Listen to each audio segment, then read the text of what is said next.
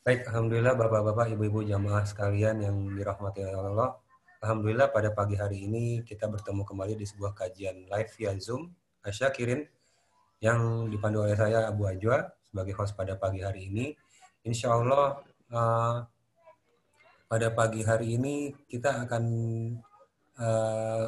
mengadakan sebuah kajian yang akan disampaikan oleh Ustadz Syariful Mahia. Alhamdulillah beliau sudah hadir di tengah-tengah kita di layar kaca handphone kita, alhamdulillah ya. Dengan tema insya Allah kedermawanan Ramadan sebagaimana Ustaz sampaikan kemarin. Oke, untuk mempersingkat waktu kepada Ustadz Syarif kami persilakan Ustadz. Tafadhol. Bismillahirrahmanirrahim. Assalamualaikum warahmatullahi wabarakatuh. Waalaikumsalam warahmatullahi wabarakatuh. Alhamdulillah alladzi bi ni'matihi tatimmu shalihat. Wa ashhadu an la ilaha illallah wahdahu la syarika lah. Wa ashhadu anna Muhammadan abduhu wa rasuluhu la nabiyya ba'dah. Allahumma salli wa sallim ala Muhammad wa ala alihi wa ashabihi wa man ittaba'ahum bi ihsanin ila yaumiddin. Ya ayyuhalladzina amanu ittaqullaha haqqa tuqatih wa la tamutunna illa wa antum muslimun. Kaum muslimin jamaah Masjid Asyakirin rahimakumullah. Seperti telah diantarkan oleh akhuna Abu Najwa hafizahullah ta'ala, kajian kita kali ini insya Allah akan berbicara tentang kedermawanan di bulan Ramadan. Tentang kedermawanan, Rasulullah Sallallahu Alaihi Wasallam bersabda, "Was-sadaqatu burhan." Sedekah dan kedermawanan itu adalah bukti keimanan. Artinya Nabi kita Sallallahu Alaihi Wasallam ingin menegaskan orang-orang yang jauh dari kedermawanan, atau dengan bahasa yang lebih tegas, orang-orang yang kikir, imannya perlu dipertanyakan. Sebab dalam Al-Quran, surat At-Taubah, Allah Subhanahu wa Ta'ala menegaskan bahwa orang-orang yang berat hati berinfak, orang-orang yang jauh dari kedermawanan, orang-orang yang kikir, ditegaskan oleh Allah sebagai orang-orang munafik. Allah Subhanahu wa Ta'ala berfirman, "Wala ya'tuna as-salata illa wa hum kusala, wa la yunfiquna illa wa hum karihun." Orang-orang munafik itu mereka tidaklah menjalankan salat kecuali dengan hati yang malas, dan mereka tidaklah berinfak kecuali dengan hati yang berat. Ya, jadi ayat 54 dalam surat At-Taubah ini merupakan penegasan ilahiyah, merupakan penegasan Allah tentang sebagian hakikat dari orang-orang munafik. Jadi perhatikan dalam ayat tersebut bahwa orang-orang munafik, kata Allah, la ya'tuna as-salata illa wa hum kusala. Mereka tidak pernah mendatangi salat kecuali dengan malas. Semua orang yang malas melakukan salat karena kemunafikan dalam hatinya.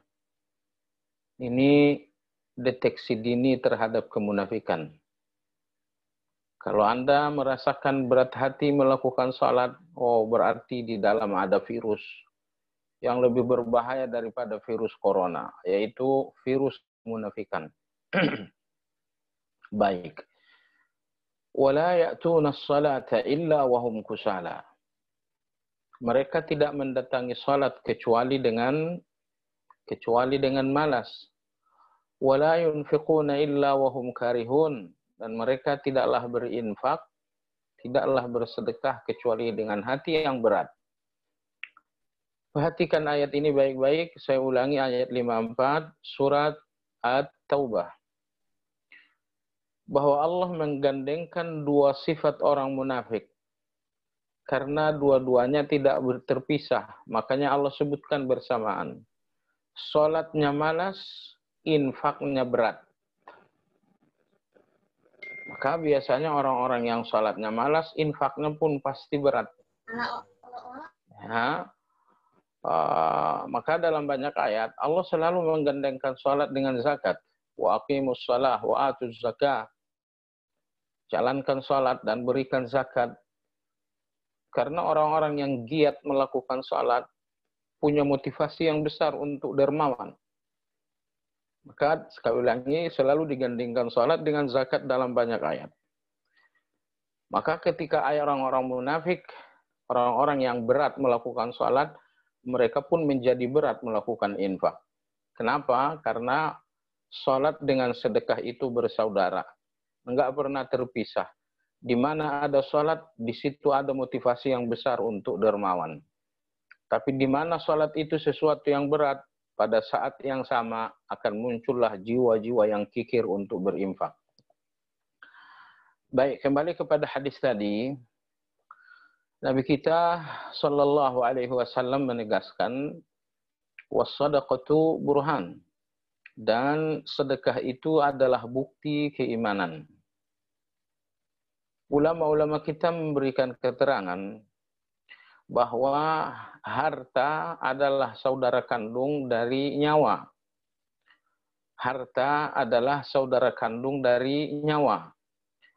Makanya banyak orang yang mengorbankan nyawa untuk mendapatkan harta. Banyak orang yang mau menebus harta dengan nyawa. Karena harta dan nyawa bersaudara kandung. Maka ketika seseorang punya kedermawanan, di mana ia mengorbankan harta yang notabene saudara kandung dari nyawanya, Nabi SAW bersabda was-shadaqatu burhan. Sedekah adalah bukti keimanan. Kau korbankan hartamu melalui sedekah, padahal harta adalah saudara kandung dari nyawa. Maka sedekahmu adalah keimananmu. Begitu kata Nabi SAW. Ya, baik. Kemudian, saudaraku sekalian, ternyata sedekah adalah paket dari Ramadan ini. Artinya, di antara kesempurnaan kita menjalankan Ramadan adalah kita harus punya kedermawanan. Kita harus punya semangat yang besar untuk bersedekah. Jadi orang-orang yang kikir, padahal ini bulan Ramadan, mereka tidak menyempurnakan puasa, mereka tidak menyempurnakan Ramadan mereka. Dalil bahwa sedekah adalah paket Ramadan, adalah pasangan Ramadan, adalah menyempurnakan Ramadan, dalilnya adalah hadis sahih. Bahwa Ibnu Abbas radhiyallahu anhu bercerita tentang Nabi kita sallallahu alaihi wasallam. Kata Ibnu Abbas, kana an-nabiy sallallahu alaihi wasallam ajwadan nas wa kana ajwada ma yakunu fi Ramadan. Nabi sallallahu alaihi wasallam adalah manusia yang paling dermawan, dan beliau lebih dermawan lagi apabila telah masuk bulan Ramadan. Baik, inilah kesaksian Ibnu Abbas tentang Nabi kita sallallahu alaihi wasallam. Ada dua kesaksian tersebut. Kesaksian yang pertama, beliau menegaskan bahwa Nabi sallallahu alaihi wasallam adalah manusia yang paling dermawan. Kesaksian yang kedua, dan beliau lebih dermawan lagi apabila telah masuk bulan Ramadan. Ini dua kesaksian beliau. Baik, yang pertama, Nabi Shallallahu Alaihi Wasallam manusia yang paling dermawan. Imam Ibnu Rajab rahimahullah mengatakan disebabkan karena beliau adalah orang yang paling tinggi akhlaknya. Tidak ditemukan di atas muka bumi ini seseorang yang mampu mengalahkan akhlak Nabi Shallallahu Alaihi Wasallam. Karena akhlak Nabi kita di atas semua akhlak. Mengalahkan akhlak kita. Bahkan mengalahkan akhlak para nabi-nabi. Karena akhlak beliau adalah akhlak yang paling sempurna, maka beliau pun menjadi manusia yang paling dermawan. Sekali lagi, beliau memiliki akhlak yang paling sempurna, maka beliau pun menjadi manusia yang paling dermawan. Artinya, kedermawanan seseorang adalah cermin dari akhlak. Orang-orang yang dermawan secara umum punya akhlak yang baik. Tapi orang-orang yang kikir, orang-orang yang pelit, biasanya punya akhlak-akhlak yang sangat buruk. Maka Imam Syafi'i rahimahullahu ta'ala mengatakan bahwa di antara pilar yang menegakkan kehormatan seseorang adalah kedermawanan. Jadi tidak akan tegak kehormatan seseorang, nggak akan tegak harga diri seseorang kecuali dengan kedermawanan.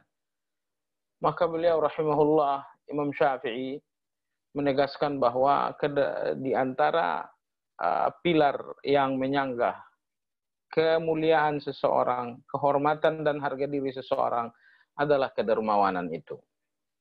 Maka orang-orang yang kikir adalah orang-orang yang mengorbankan harga diri mereka. Tidak mungkin orang kikir dihargai.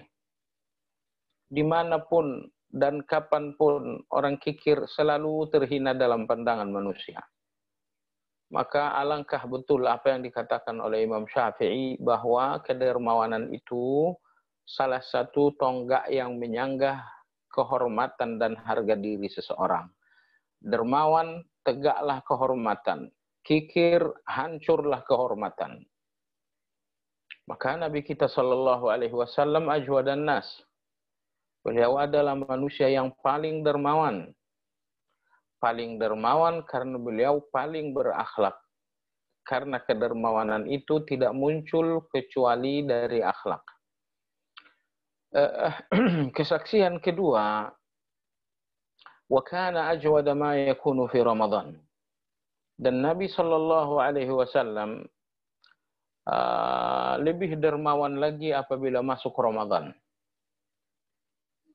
Kata Ibnu Abbas, apabila telah masuk Ramadan, kedermawanan Nabi Shallallahu Alaihi Wasallam berlipat ganda.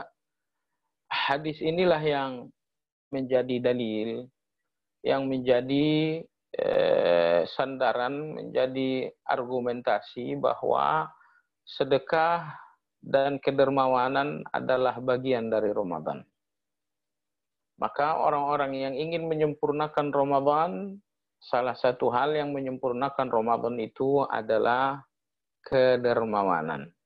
Maka tadi saya ulangi, Ibnu Abbas mengatakan, Nabi Shallallahu Alaihi Wasallam lebih dermawan lagi kalau datang bulan Ramadan. Jemaah sekalian rahimakumullah. Kenapa Nabi Shallallahu Alaihi Wasallam lebih dermawan apabila datang bulan Ramadan? Pertanyaan ini dijawab oleh Imam Ibnu Rajab rahimahullah dalam kitab Bughyatul Insan fi Wadhaifi Ramadan. Ada 6 jawaban kenapa Nabi Shallallahu Alaihi Wasallam menjadi sangat-sangat dermawan bulan Ramadan. Yang pertama, karena Ramadan adalah bulan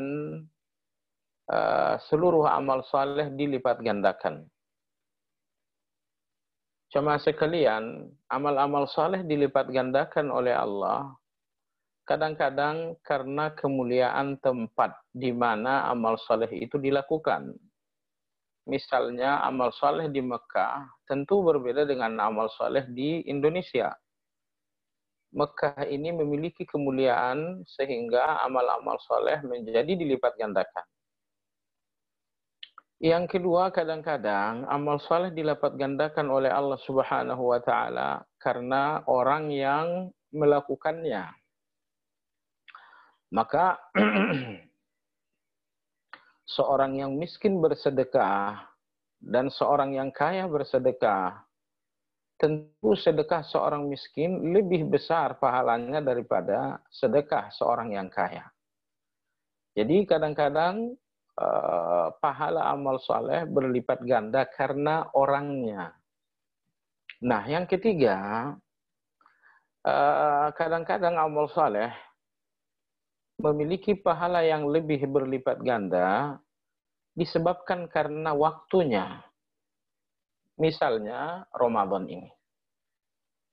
Sedekah kita di bulan-bulan lain menghasilkan pahala yang besar.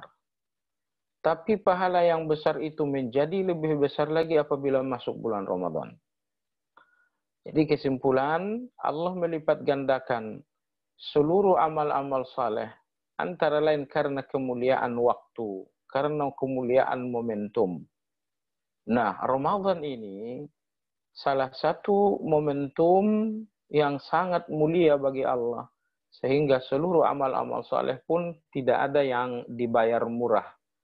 Semua amal-amal saleh dibayar oleh Allah dengan mahal sekali. Dengan pengertian pahala seluruh amal saleh di bulan Ramadan dilipat gandakan oleh Allah Azza wa Jalla.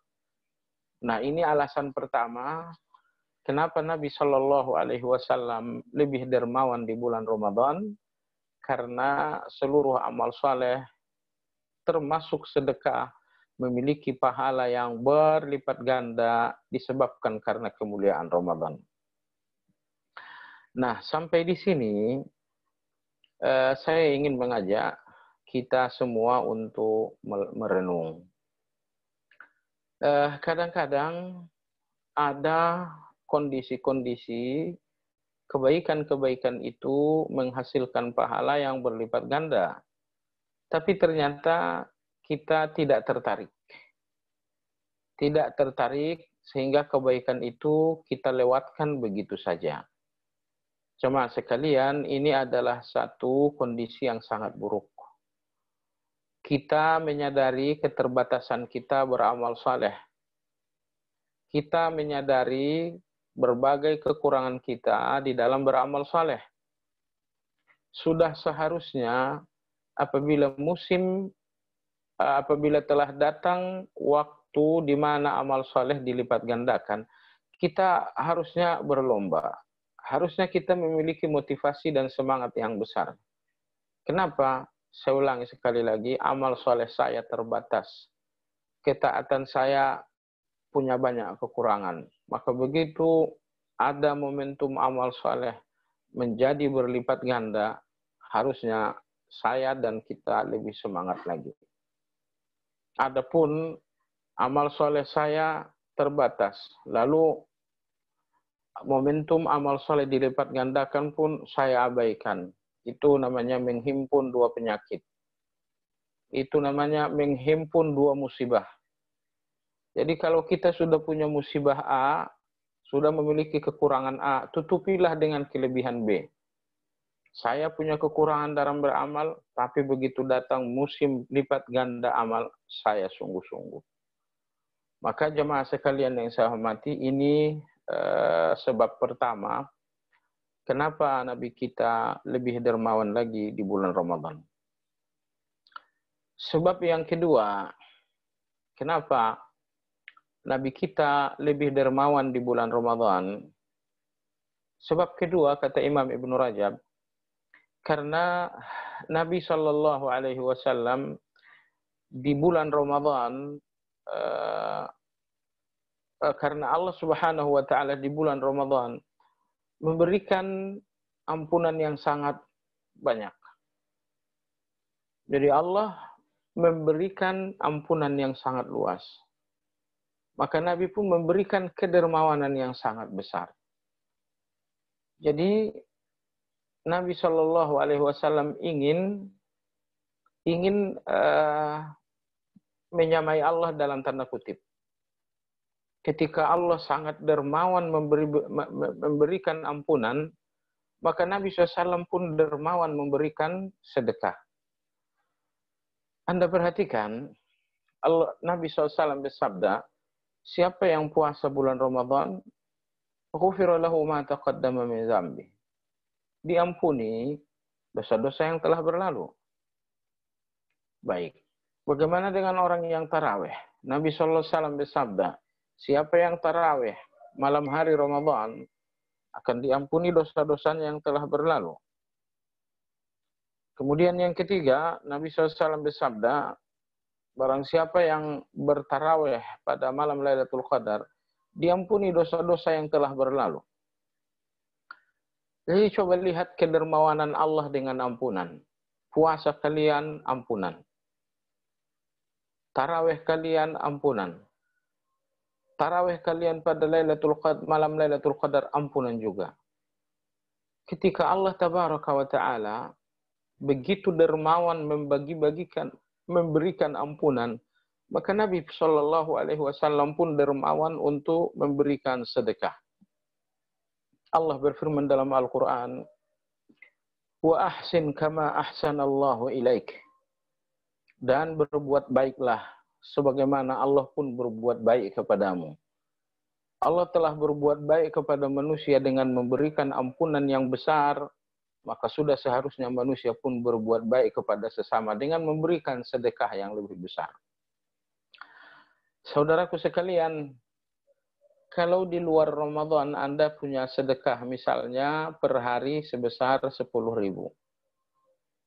Lalu di bulan Ramadan ini sedekah Anda pun masih tetap 10.000 untuk setiap harinya. Anda belum menunaikan kemuliaan Ramadan. Anda benar-benar memahami kemuliaan Ramadan, kemuliaan momentum Ramadan. Apabila di bulan biasa sedekah Anda per hari 10.000, tapi begitu masuk bulan Ramadan sedekah itu menjadi lebih banyak, menjadi 20.000 misalnya. Jadi walhasil berbuat baiklah sebagaimana Allah berbuat baik. Allah berfirman, wa ahsin kama ahsanallahu ilaik. Karena Allah Subhanahu wa Ta'ala dermawan dengan memberikan ampunan yang sangat besar di bulan Ramadan, maka Anda pun harus dermawan dengan memberikan sedekah yang lebih besar lagi. Jemaah sekalian, saya ingin menggarisbawahi lebih besar. Dermawanlah dengan sedekah yang lebih besar, sebagaimana Allah dermawan dengan ampunannya yang sangat luas. Kata lebih besar ini yang ingin saya garis bawahi. Di dalam Al-Quran, persisnya di dalam surat Al-Baqarah, Allah Subhanahu wa Ta'ala berfirman, kata Allah Subhanahu wa Ta'ala, asyaitanu ya'idukumul faqr wa ya'murukum bil fahsya.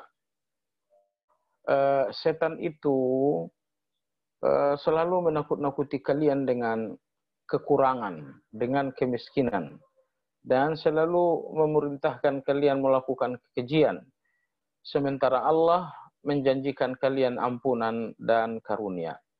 Demikian firman Allah dalam surat Al-Baqarah ayat 268. Pada ayat ini, saya ulangi ayat 28 surat Al-Baqarah, Allah Subhanahu wa Ta'ala menjelaskan dua kacamata melihat sedekah. Asyaitanu ya'idukumul faqr. Setan menakut-nakuti kalian dengan kekurangan dan kemiskinan kalau bersedekah. Nanti kalau sedekah berkurang. Itulah teror setan terhadap orang-orang yang bersedekah. Lantas bagaimana Allah mengajari kita melihat sedekah? Allah berfirman, wallahu ya'idukum maghfiratan minhu wa fadla. Adapun Allah menjanjikan kalian ampunan dan karunia yang lebih besar. Rezeki yang lebih besar. Nah, jadi walhasil, inilah dua sudut pandang melihat sedekah. Setan melihat sedekah sebagai kekurangan, sebagai kefakiran, tetapi Allah Subhanahu wa taala melihat sedekah itu adalah ampunan dan pertambahan rezeki yang lebih luas. Nah, kalau sampai Anda melihat sedekah itu akan mengurangi rezeki Anda, bahwa sedekah ini akan mengurangi kekayaan Anda, jika inilah sudut pandang Anda memahami sebuah rezeki, sebuah sedekah, mohon maaf, Anda telah dikuasai oleh mindset syaitan. Waliyahzubillah. Anda dikuasai oleh sudut pandang syaitan. Karena Allah berfirman, "Asy-syaitan ya'idukumul faqr wa ya'murukum bil fahsya." Setan itu selalu menakut-nakuti kalian dengan kemiskinan dan kekurangan apabila bersedekah. Nah, adapun orang-orang yang betul-betul beriman, mereka selalu melihat sedekah sesuai dengan mindset yang diajarkan oleh Allah. Allah berfirman, "Wallahu ya'idukum maghfiratan minhu wa fadla." Dan Allah Subhanahu wa taala menjanjikan kalian ampunan dan menjanjikan kalian karunia yang lebih besar. Di mata orang-orang yang beriman, sedekah itu adalah ampunan dan rezeki. Subhanallah. Saya ulangi, di mata orang-orang yang beriman, rezeki adalah ampunan dan sedekah itu adalah ampunan dan rezeki. Tapi di mata syaitan, sedekah itu adalah kekurangan dan kemiskinan. Kau bersedekah, berkurang hartamu. Kau bersedekah, lama-lama kau jadi miskin. Nah, maka saudaraku sekalian, apa yang membuat seseorang berat hati bersedekah? Jawabannya karena dia dikuasai oleh mindset syaitan. Dia dikuasai, dia digelincirkan oleh sudut pandang syaitan yang ternyata menguasai dirinya. Baik, di sisi lain, apa yang membuat orang-orang beriman punya semangat yang besar bersedekah?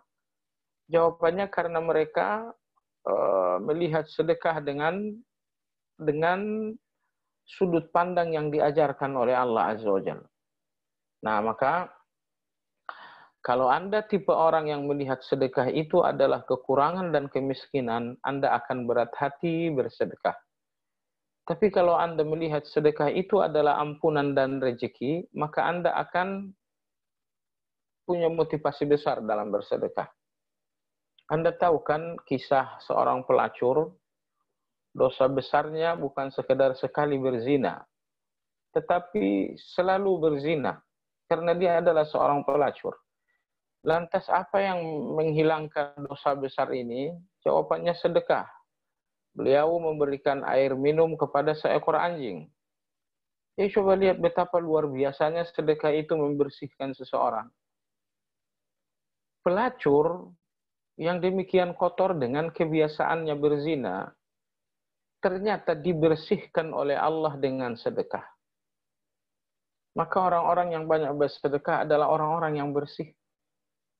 Orang-orang yang punya semangat besar bersedekah adalah orang-orang yang diampuni oleh Allah Azza wa Jalla. Orang-orang yang diampuni oleh Allah Azza wa Jalla. Ada satu hadis yang sangat indah sekali diriwayatkan oleh Imam Muslim rahimahullah taala. Kata Nabi Shallallahu alaihi wasallam, ada seorang yang kaya, dan dia selalu mempiutangkan kepada orang banyak, orang miskin secara khusus. Entah itu mempiutangkan uang, entah itu mempiutangkan makanan, atau mempiutangkan apapun kebutuhan-kebutuhan orang. Nah, itu kebiasaan beliau. Di setiap pagi, para debt collector ini selalu di briefing. Dia mengatakan, kalian pergilah menagih para pelanggan kita yang berhutang. Misalnya, kau tagihlah fulan-fulan, kau tagih fulan bin fulan.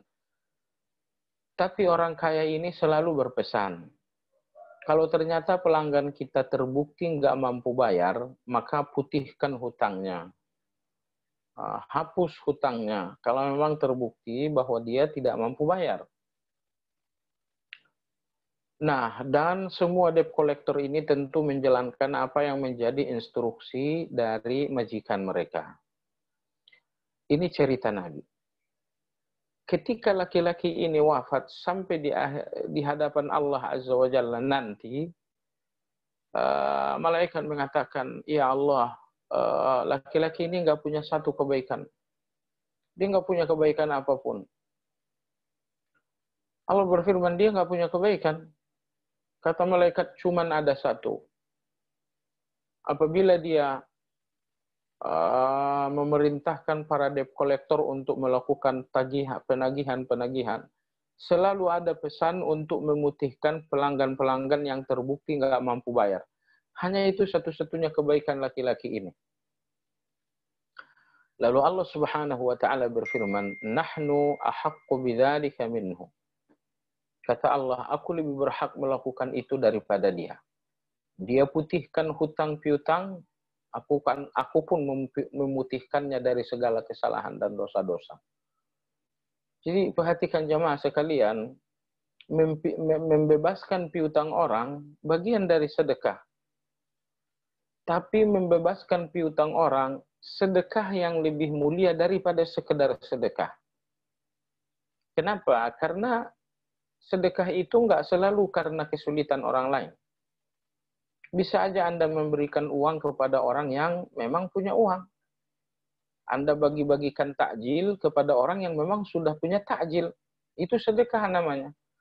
Tapi kalau pembebasan hutang-piutang ini adalah sedekah yang melepaskan seseorang dari kesulitan. Hutang-piutang ini kesulitan. Dan itulah yang Anda bebaskan. Nah, maka oleh sebab itu, meskipun membebaskan hutang piutang bagian dari sedekah, namun dia membebaskan hutang piutang itu sedekah yang lebih dari sekedar sedekah. Baik. Jadi alasan kedua Nabi memperbanyak kedermawanan di bulan Ramadan, karena sekali lagi di bulan Ramadan Allah dermawan, memberikan ampunan yang besar. Maka Nabi pun dermawan memberikan sedekah yang lebih besar lagi. Alasan ketiga, kenapa Nabi kita Shallallahu Alaihi Wasallam lebih dermawan lagi di bulan Ramadan? Jawabannya adalah untuk menghimpun dua ampunan. Ya, dengan bersedekah di bulan Ramadan berarti Anda telah menghimpun dua ampunan. Anda telah mengkombinasikan dua ampunan, sehingga ampunan untuk Anda ampunan yang sangat besar, ampunan yang sangat dahsyat. Maksudnya begini, sedekah itu ampunan, seperti tadi kita sampaikan. Lalu puasa ini pun ampunan. Man shama Ramadhana imanan wa ihtisaban, ghufira lahu ma taqaddama min dhanbi. Siapa yang bersedekah semata-mata karena keimanan dan karena keinginan yang besar terhadap pahala, akan diampuni dosa yang telah berlalu. Jadi perhatikan, puasa kita adalah ampunan. Nah, sedekah ini pun ampunan. Begitu Nabi Shallallahu Alaihi Wasallam memperbanyak sedekah di bulan Ramadan, sesungguhnya yang beliau sedang lakukan adalah menyatukan antara dua ampunan untuk menghasilkan ampunan yang maha dahsyat.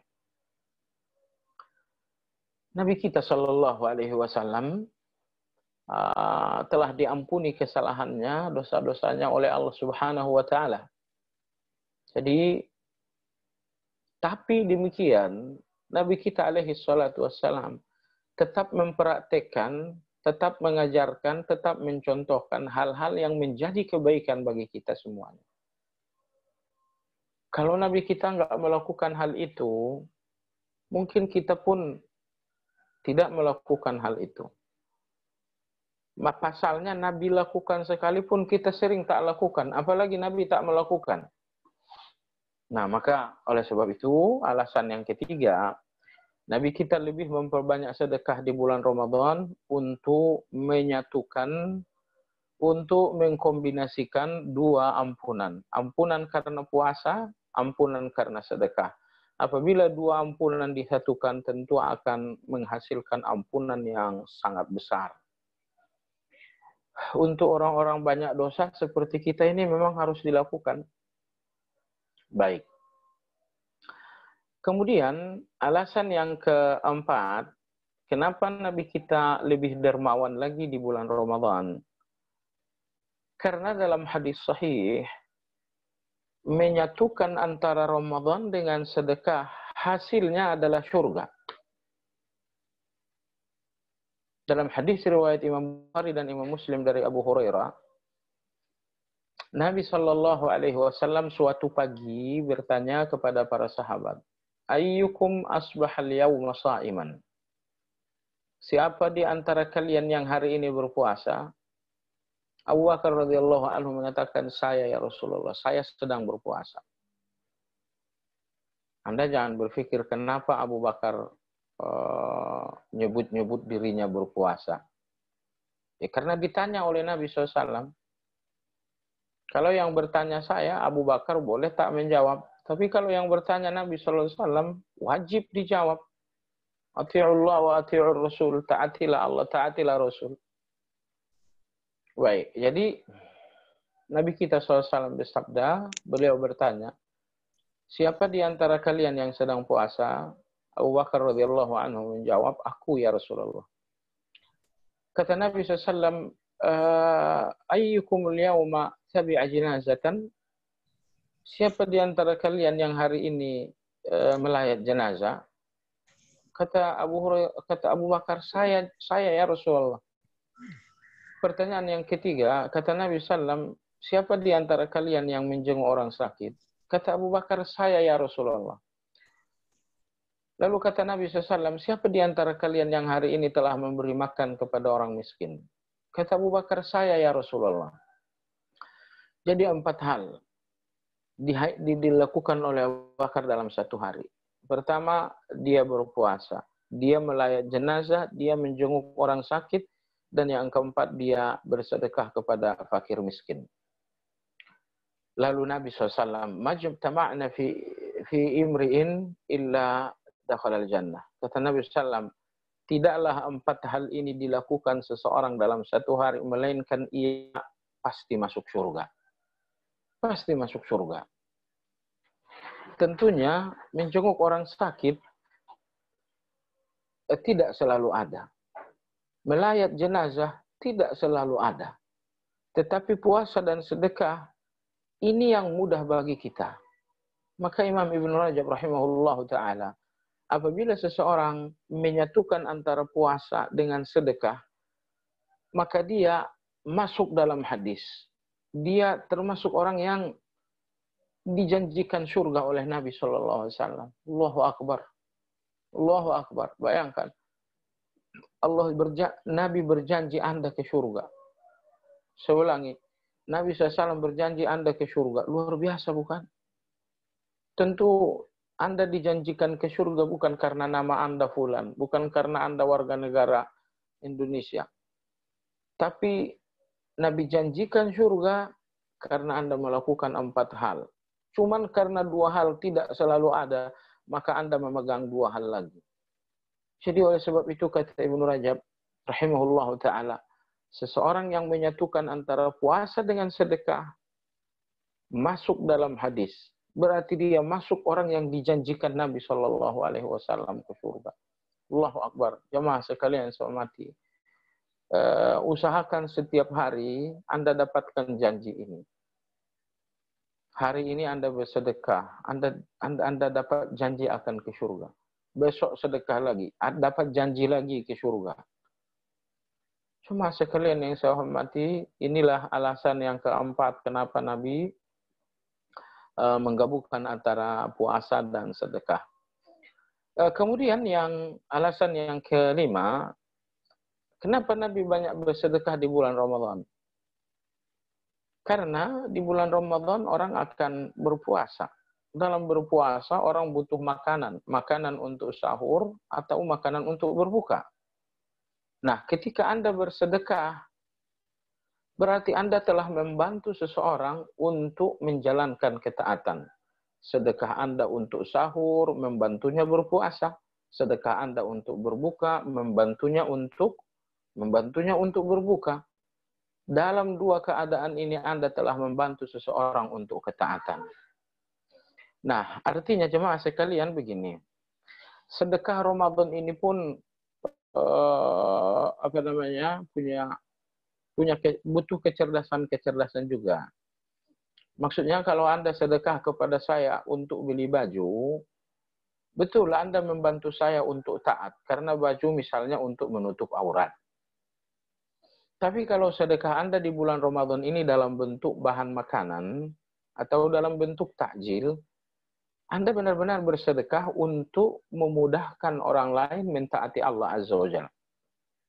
Ya, Anda sedekah untuk takjil, Anda dapatkan pahala puasa seperti orang yang menerima takjil tadi. Anda berikan takjil untuk 3 orang, berarti Anda dapatkan 3 puasa. Puasa Anda 1 hari, tapi dalam catatan Allah 4 hari. Karena Anda memberikan takjil untuk 3 orang lain. Jadi walhasil, sedekah Anda di bulan Ramadan, terkhusus sedekah itu dalam bentuk konsumsi, berarti Anda telah memudahkan orang lain untuk menjalankan ketaatan. Baik, yang terakhir, kenapa Nabi kita Shallallahu Alaihi Wasallam memperbanyak sedekah di bulan Ramadan? Karena puasa Ramadan kita syarat dengan kekurangan. Puasa Ramadan kita penuh dengan keterbatasan, penuh dengan kesalahan-kesalahan. Nah, apabila Anda bersedekah, maka sedekah ini akan menutupi kesalahan-kesalahan yang terjadi dalam puasa. Contohnya, kadang-kadang dalam berpuasa, kita lebih banyak tidur daripada membaca Al-Quran. Tentu itu kesalahan. Tapi begitu Anda bersedekah, maka sedekah itu akan menutupi kesalahan tersebut. Nah, jadi keterbatasan, kesalahan, kekurangan kita dalam menjalankan puasa sangatlah banyak. Tetapi apabila Anda bersedekah saat berpuasa, niscaya sedekah ini akan menutupi kekurangan dan kesalahan-kesalahan tersebut. Jemaah sekalian rahimakumullah. Jadi walhasil itulah 6 jawaban kenapa Nabi Shallallahu Alaihi Wasallam memiliki kesungguhan untuk lebih dermawan, di bulan Ramadan. Iya, demikian kajian kita. Ada waktu beberapa menit menjelang waktu syuruk. Syuruk tentu boleh Anda lakukan di rumah. Karena syuruk itu ditentukan oleh waktu, bukan ditentukan oleh tempat. Walaupun syuruk di masjid lebih mulia, tapi bukan berarti tanpa masjid syuruk itu tidak ada. Jadi maksudnya menunggu syuruk beberapa menit lagi, kita buka sesi tanya jawab bagi jamaah yang ingin bertanya, dipersilahkan.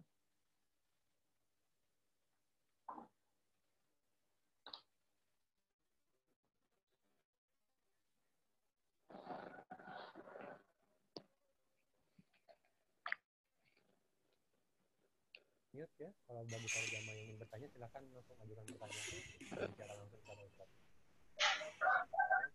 Tadi kenapa ada tulisan apa ya? Last mute all partisipan, semua suara partisipan di kesempatan. Pak Husin ingin bertanya? Ada para jamaah yang ingin bertanya pada pagi hari ini?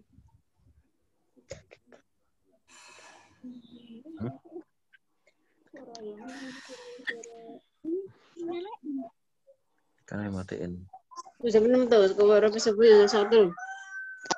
Mas Apoi ingin bertanya mungkin Pak Mas Apoi. Terus subuh jam tengah 5 lebih dikit. Mana ini orang?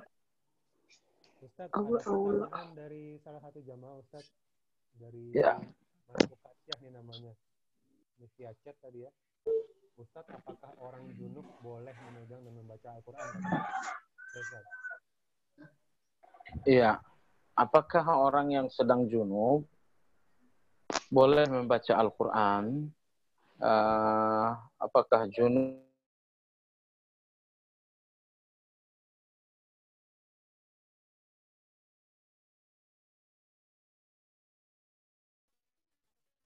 Apakah orang junub itu boleh membaca Al-Quran? Nomor satu, bacaan Al-Quran. Ada bacaan Al-Quran yang sudah menjadi zikir. Ini nomor satu. Misalnya, Alhamdulillahirrabbilalamin. Itu ayat Al-Quran, tapi sudah menjadi zikir. Misalnya, seseorang yang sedang junub didatangi orang lain. Oh, ini ada THR buat kamu sebesar 1 miliar misalnya. Dibilang Alhamdulillahirrabbilalamin. Dia membacakan ayat, tapi ayat itu sendiri sudah menjadi zikir. Nah, ini hukumnya dibolehkan.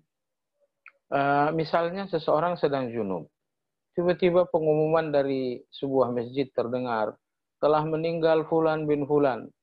Lalu dia spontan mengatakan, Inna lillahi wa inna ilaihi raji'un.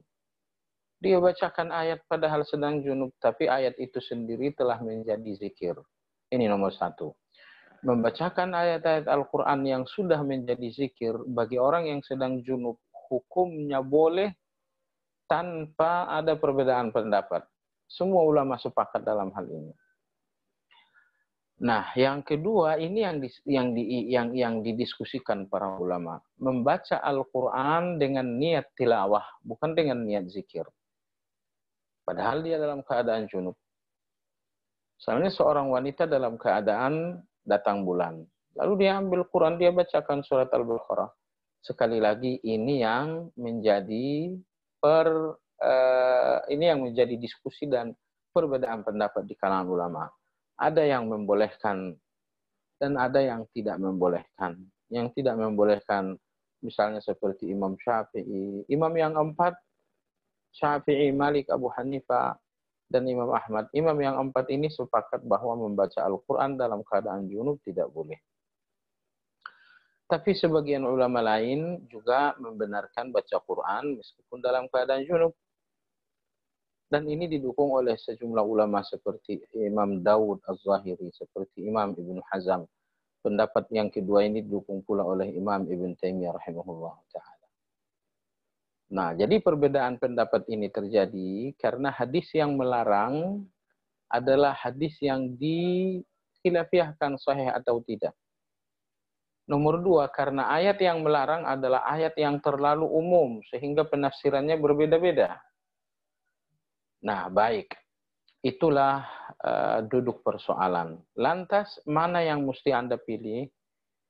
Yang mesti Anda pilih, tetaplah bertoharah untuk membaca Al-Quran. Karena Anda dituntut untuk melepaskan diri dari perbedaan pendapat. Ada satu kaidah yang berbunyi, Al-Khuruju minal khilaf mustahab. Keluar dari perbedaan pendapat, melepaskan diri dari perbedaan pendapat, sesuatu yang sangat dianjurkan. Kalau ada perbedaan pendapat, udah usah repot-repot A dan B gitu ya. Usahakan lepas dari perbedaan pendapat. Maka begitu orang yang junub, mandi dulu baru membaca Al-Quran, dia telah keluar dari dua perbedaan pendapat ini. Itulah yang terbaik Anda lakukan, yaitu tetap bersuci sebelum membaca Al-Quran. Pendapat ini Anda ambil karena untuk melepaskan diri dari perbedaan-perbedaan yang ada dalam masalah ini. Ya, karena kalau Anda tetap baca Quran dalam keadaan junub, orang yang punya pendapat berbeda akan ngata-ngatain Anda. Oh, kamu. Sebaliknya akan dikata-katain oleh yang sebaliknya pula. Nah, maksudnya kalau Anda bertoharah baru baca Quran, tidak mungkin ada yang ngata-ngatain. Tapi kalau Anda tidak bertoharah dalam keadaan junub Anda baca Quran, akan ada yang menuduh Anda macam-macam. Jadi walhasil tetaplah bertoharah sebelum membaca Al-Quran agar Anda selamat dari tuduhan-tuduhan dan agar Anda lepas dari perbedaan-perbedaan pendapat. Itu yang mesti Anda lakukan. Kecuali dalam darurat. Dalam keadaan darurat, misalnya Anda dalam kendaraan, Anda ingin baca Quran, berwudu bagi Anda sesuatu yang susah. Lebih baik saya nggak usah baca Quran atau saya baca Quran dengan megang mushaf. Padahal karena nggak, ya dalam hal ini tentu Anda darurat, tidak mungkin berwudu. Anda di atas kendaraan. ya sudah baca Quran saja. Adapun dalam kondisi tidak darurat, ya usahakan untuk tetap bertoharah baru membaca Al-Quran. Wallahu a'lam. Toharah itu sendiri akan menjadi ibadah bagi Anda. Nah, sebagian ulama mengatakan dikecualikan wanita-wanita yang sedang menstruasi, wanita yang sedang datang bulan. Karena masa menstruasi ini mungkin beberapa hari, dia tetap diberi dispensasi untuk membaca Al-Quran. Karena hukumnya dispensasi berarti jangan banyak-banyak, baca Quran sedikit. Karena dispensasi itu terlalu, dia beberapa hari tidak akan membaca, dia mengalami janabah, mengalami junub. Rata-rata wanita datang bulan itu 1 minggu. Masa 1 minggu nggak baca Quran? Nah, maka untuk wanita yang haid diberikan dispensasi untuk tetap membaca Al-Quran, terkhusus bagi mereka yang menghafal Al-Quran. Tapi karena ini dispensasi, maka hendaknya tidak banyak-banyak baca Al-Quran. Wallahu a'lam. Ya, Ustaz. Masih ada waktu, Ustaz, untuk nambah lagi? Fadl. Baik. Silakan. Ini pertanyaan lanjutan dari Pak Ukasyahnya ya. Apaan kalau mungkin ini kurang berkaitan dengan materi hari ini, cuman lanjutan dari pertanyaannya. Kalau wanita haid biasanya 7 hari, tapi pada hari ketiga tidak keluar darah. Kemudian dia mandi dan puasa. Apakah sah puasanya? Namun besoknya keluar darah lagi. Apakah puasa yang kemarin tersebut sah juga? Gitu, Ustaz. Iya.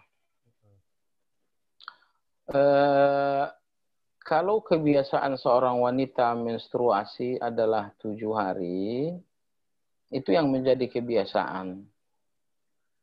Kemudian pada hari yang ketiga, ternyata sudah tidak keluar lagi. Tidak keluar itu dengan 2 pengertian. Pengertian pertama, keluar dalam pengertian kering. Pengertian yang kedua, keluar dengan pengertian keluar cairan-cairan putih. Wanita yang sudah selesai menstruasi, ada 2 tipe ini. Kadang-kadang wanita selesai menstruasi lalu keluarlah cairan putih. Menandakan menstruasi telah selesai. Nah, atau yang kedua, sebagian wanita kebiasaannya menstruasinya selesai bukan dengan keluarnya cairan putih, tapi dengan kering. Baik, ini perlu dipahami. Apabila pada hari yang ketiga darah berhenti disertai dengan salah satu dari 2 hal yang menjadi kebiasaannya. Misalnya seorang wanita bernama Fatimah punya kebiasaan menstruasi 7 hari. Pada hari yang ke-7, haid itu berhenti. Dan biasanya kalau haidnya berhenti disertai dengan adanya cairan putih. Dan sekarang cairan putih itu telah keluar. Ya sudah, kalau memang hari ini dia berhenti haid, disertai dengan tanda-tanda haid telah selesai yaitu cairan putih, maka hari yang ketiga tadi dia berpuasa. Karena tidak ada kendala lagi tak berpuasa. Haid, dia nggak haid, maka dia berpuasa. Lalu kemudian pada hari yang keempat keluar lagi. Nah, hari yang keempat ini keluar, apakah warnanya sama dengan warna biasanya? Sama. Kalau sama berarti hari yang keempat ini adalah jatuhnya haid juga. Jatuhnya adalah haid juga. Karena dia memiliki warna sama dengan warna sebelum. Lalu tadi ditanyakan, puasanya pada hari yang ketiga tadi apakah itu sah atau tidak sah? Jawabannya sah dengan syarat yang tadi kita sampaikan. Ketika darah berhenti disertai dengan tanda-tanda bahwa menstruasi telah berakhir. Misalnya, haid saya berhenti disertai dengan tanda putih. Nah, apakah pada hari yang ketiga itu tanda putih keluar? Iya, berarti ini memang haidnya sudah selesai. Jadi, wanita kadang-kadang mengalami gangguan seperti ini, mungkin disebabkan karena konsumsi obat-obat tertentu. Mungkin juga karena dia terlalu capek, sehingga apa yang menjadi kebiasaannya menjadi kacau. Wallahu ta'ala alam. Sehingga puasa hari yang ketiga adalah sah, karena hari yang ketiga dia nggak lagi haid disebabkan karena darah berhenti disertai dengan indikasi-indikasi haid telah berakhir. Wallahu ta'ala alam. Baik, demikian tadi jawaban atas pertanyaan kedua dari Pak Mukasyah ya. Mungkin ada pertanyaan ketiga dari para jamaah, bisa via chat maupun via mikrofonnya langsung. Monggo dipersilahkan.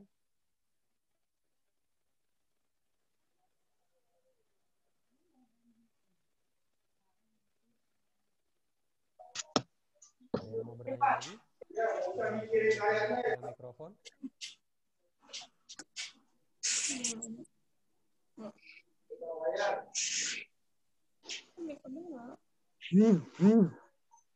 Belum ada yang mau bertanya?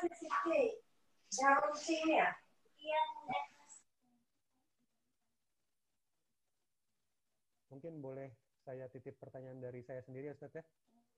Iya, betul. Ustaz, tadi kan beberapa kali disebutkan tentang yang kedermawanan itu kan beberapa bentuknya yang saya lihat dari yang Ustaz utarakan adalah berbentuk materi ya Ustaz ya.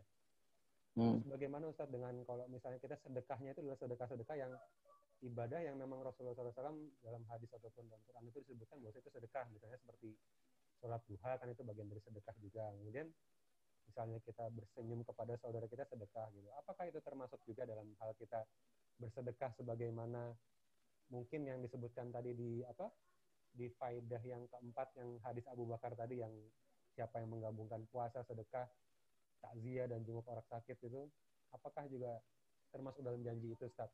Apa dulu Ustaz? Iya. Salat duha adalah sedekah, tasbih adalah sedekah, tahmid, takbir adalah sedekah, amar ma'ruf nahi mungkar adalah sedekah. Tapi kata Nabi SAW itu adalah sedekah orang-orang miskin. Orang-orang yang nggak mampu sedekah dengan uang, sedekahnya dengan sholat duha. Nggak mampu sedekah dengan materi, maka sedekahnya adalah banyak tasbih. Jadi seseorang yang, saya pengen menyatukan puasa dengan sedekah, dan saya nggak punya uang, kalau begitu lakukanlah sholat duha. Insya Allah sudah masuk dalam kategori hadis tadi. Tapi itu hanya bagi orang yang nggak mampu bersedekah dengan uang. Adapun dia mampu bersedekah dengan uang, ya tentu dia harus menyatukan puasa dengan sedekah dalam bentuk materi tadi. Sedekah dengan bentuk uang kan nggak mesti 1 miliar. Dengan 20.000, dengan 50.000, Anda telah bersedekah dengan materi namanya. Wallahu ta'ala alam. Demikian barangkali.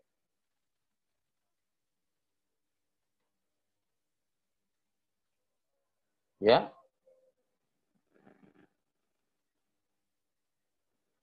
Masih ada atau sudah?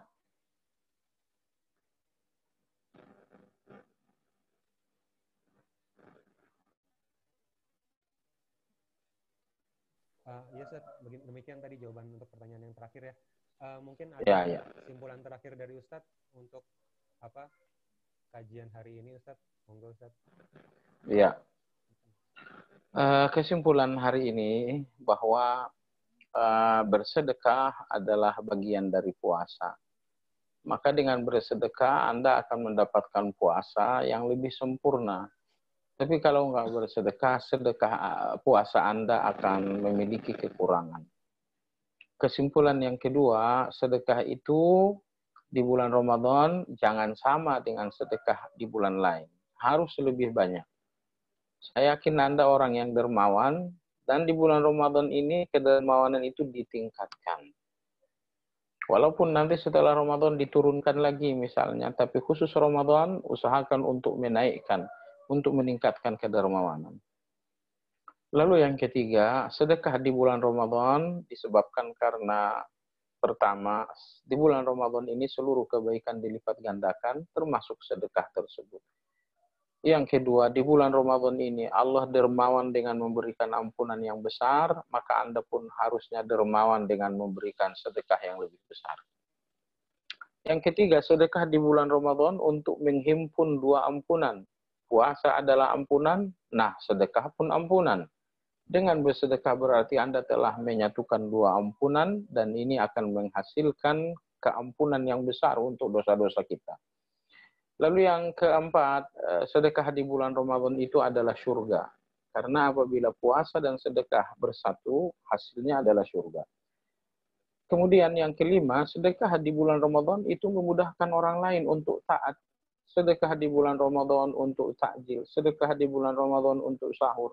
Anda memudahkan orang lain untuk berpuasa, untuk mentaati Allah. Yang terakhir, sedekah di bulan Ramadan ini untuk menutupi kekurangan-kekurangan puasa kita. Wallahu ta'ala alam.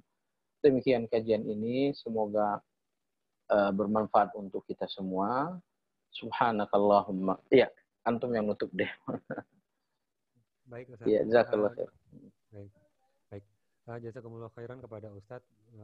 Semoga Allah memberkahi ilmu yang beliau sampaikan kepada beliau dan untuk keluarga beliau. Amin ya rabbal alamin. Jazakumullah khairan kepada para jamaah sekalian yang hari ini telah hadir di acara kajian live via Zoom Asyakirin hari ini. Kita akan berjumpa lagi di kesempatan yang lain nantinya. Insya Allah akan diumumkan kembali. Kami sebagai panitia, kami tutup dengan kafaratul majlis. Subhanakallahumma wa bihamdika asyhadu an la ilaha illa anta astaghfiruka wa atubu ilaik. Baik, kami tutup. Wassalamualaikum warahmatullahi wabarakatuh. Waalaikumsalam warahmatullahi wabarakatuh. Jazakumullah khairan.